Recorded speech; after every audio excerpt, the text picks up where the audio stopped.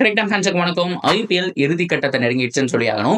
So இன்னொரு 10 to 15 டேஸ்ல league matches எல்லாம் கம்ப்ளீட் ஆயிரும். ஆல்மோஸ்ட் எல்லா டீமுமே 9 to 10 மேட்சஸ் அப்படிங்கறத ப்ளே பண்ணியாச்சு.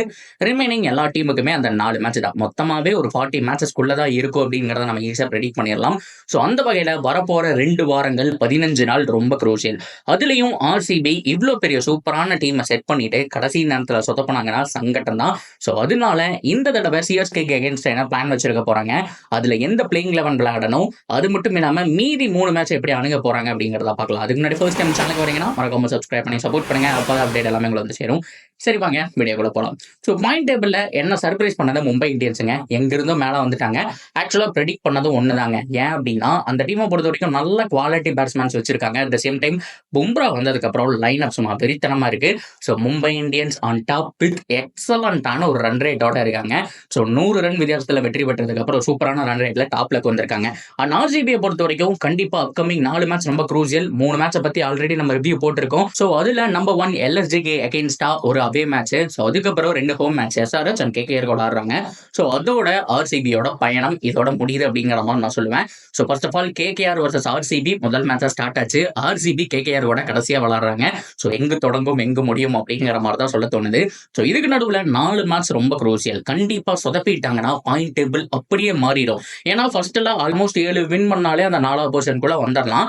ஆனா இப்போ அந்த டாப் 6ல இருக்கக்கூடிய டீமை எடுத்து பாத்தீங்கன்னா தெரியும், எல்லாருக்கும் ஒரு வாய்ப்பு இருக்கு. ஜிடி ஒரு 6 வின்ல இருக்காங்க. அதுக்கப்புறம் பஞ்சாப் ஒரு 6 வின்ல இருக்காங்க.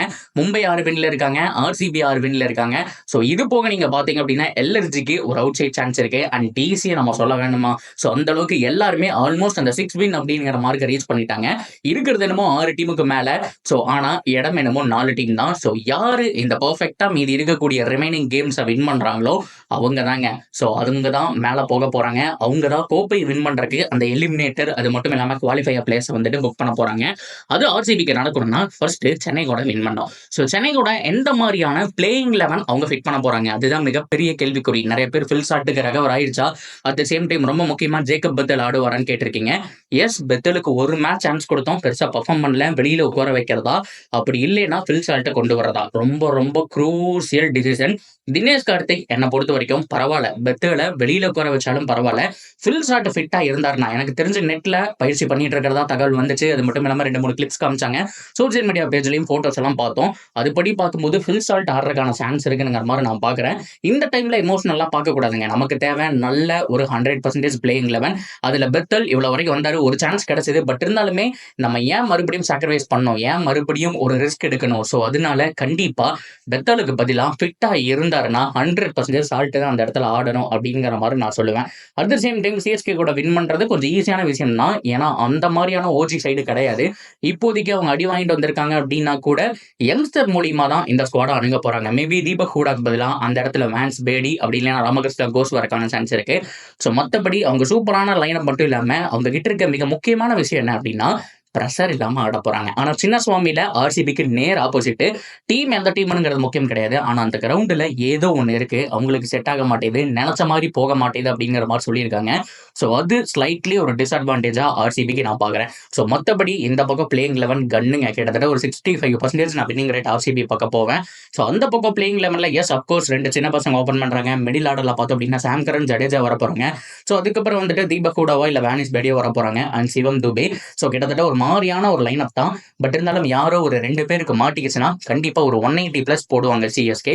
இதுவே ஃபர்ஸ்ட் பேட்டிங் அப்படின்னா 180+. ஸோ சேசிங்ல அந்த 180 சேஸ் பண்ணுவாங்கன்னு கேட்டா அந்த இடத்துல தாங்க ஒரு சின்ன டவுட். ஸோ ஆர்சிபிக்கு டாஸ் விழுந்துச்சு அப்படின்னா கண்ணை மூடிட்டு பேட்டிங் எடுத்துக்கணும். பேட்டிங்ல 180ங்கிறது ஆர்சிபிக்கு ரொம்ப ரொம்ப ரொம்ப ரொம்ப சுலபமான விஷயம். ஏன்னா ஃபில் ஷாட் இல்ல விராட் கோலியில 2 பேர்ல யாரோ ஒருத்தர் அதிரடியா ஆட போறாங்க. விராட் கோலி அப்படியே நிக்க போறாரு. ஸோ அதுக்கப்புறம் வந்துட்டு படிக்கல் ஸ்பின்னரை வந்துட்டு நான் பாத்துக்கிறேன் பாரு. அது போக பட்டிதர் அவரும் ஸ்பின்னர் வந்துட்டு சூப்பரா டேக் ஆன் பண்ண போறாரு. So Jitesh Sharma, Tim David, Romario சப்போன்னு சொல்லி எக்ஸலண்டான பேட்டிங். ஸோ அதனால கண்ணை மூடிட்டு டாஸ் வின் பண்ணி ஒரு 180+ போட்டோம் அப்படின்னா சென்னை சூப்பர் கிங்ஸை ஈஸியா ஜெயிச்சிடலாம். இன்கேஸ் ஒரு 160 அப்படின்னா அவங்களுக்கு 90% வாய்ப்பு இருக்கு சேஸ் பண்றதுக்கு. ஸோ ஹேசல்வுட், புவி மட்டும் பார்த்து ஆடிட்டு ஸோ மற்ற பவுலர்ஸை டேக் ஆன் பண்றதுக்கான சான்ஸ் அப்படிங்கிறது ஹைலி பாசிபிள். ஸோ அதனால டாஸ் ஒரு க்ரூசியல் ரோல் பிளே பண்ணும் அப்படிங்கிறதெல்லாம் மாற்றம் கிடையாது. ஸோ கண்டிப்பா இந்த சிஎஸ்கே கூட விளையாட போற இந்த கேம் ஒரு டிசைடர் கேம் அப்படிங்கிற மாதிரி நான் சொல்லுவேன். ஏன் அப்படின்னா இந்த கேமுடைய மொமெண்டம் பொறுத்து தான் மீதி இருக்கக்கூடிய 3 கேம்ல ப்ரெஷர் விழுகும். ஸோ அதுக்கப்புறம் ஒரு அவே விளையாண்டுட்டு மறுபடியும் ஹோமுக்கு வராங்க அப்படின்னா அந்த இடத்துல ஒரு ப்ரெஷர் இருக்கும்.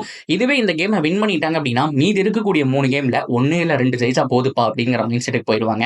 ஸோ அதனால சிஎஸ்கே கூட நடக்க போற இந்த கேம் ஆர்சிபிக்கு ரொம்ப க்ரூசியலான ஒரு கேம் சொல்லலாம். ஸோ சிஎஸ்கே பொறுத்த வரைக்கும் பிளேயிங் 11 பில்ட் பண்ணி ஆகணுங்க. இந்த 4 மேட்ச் ரொம்ப க்ரூசியல். ஸோ 4 மேட்சுமே அவங்க நெக்ஸ்ட் சீசனுக்கான பயிற்சியாக எடுத்துக்கிட்டு இங்கிருந்து ஒரு 6 இல்லை 7 பிளேயர் தரமான பிளேயர் எடுத்துட்டு போகணும். ஒரு ஆயுஷ் மாத்ரே, ஒரு டெவால் பிரேவிஸ், ஒரு ஷேக் ரஷீத், கீழே பவுலிங்ல பார்த்தோம் அப்படின்னா ஒரு கலீல் அகமது நம்ம எடுத்துட்டு போனோம். At the same time Noor Ahmad செமையா பண்ணிட்டு இருக்காரு, அன்சுல் கபோஜ். இந்த 5 பேர் 6 பேர் இப்போதைக்கு ரொம்ப க்ரூசியலான பிளேஸா நான் பார்க்குறேன். ஸோ அதுக்கப்புறம் நெக்ஸ்ட் ஆப்ஷன்ல ஒரு சூப்பரான ஒரு ஃபினிஷர், அது மட்டும் இல்லாமல் பர்ஃபெக்டான ஒரு மிடில் ஆர்டர், அது மட்டும் இல்லாமல் பவுலிங்ல சப்போர்ட் பண்ற மாதிரி ஒரு டெட் பவுலர். நடராஜன்லாம் கிட்டத்தட்ட டிசி லெவல் வரைக்குமே யூஸ் பண்ணல. மேபி கிடைச்சது அப்படின்னா இந்த தடவையே ட்ரை பண்ணியிருக்கணும். சிஎஸ்கே அதை பண்ணல. மேபி திஸ் டைம் ஆவது ஒரு குட் அக்ஷனை அவங்க ஃபேஸ் பண்ணுவாங்க அப்படிங்கிற மாதிரி நான் நினைக்கிறேன். பொறுத்திருந்து பார்ப்போம் என்ன நடக்க போகுது அப்படிங்கிறத. ஸோ என்னை பொறுத்த வரைக்கும் சின்னசுவாமியில கேமாவே இருந்தாலும் 65% ஆர்சிபி பார்க்க போறேன், 35 பக்கம் சென்னை பார்க்க போறேன். உங்களுடைய கருத்துக்கள் தாராளமாக கமெண்ட்ல சொல்லலாம். அதோட அப்படியே சேனலோட இணைஞ்சிருங்க, சப்ஸ்கிரைப் பண்ணி சப்போர்ட் பண்ணுங்க.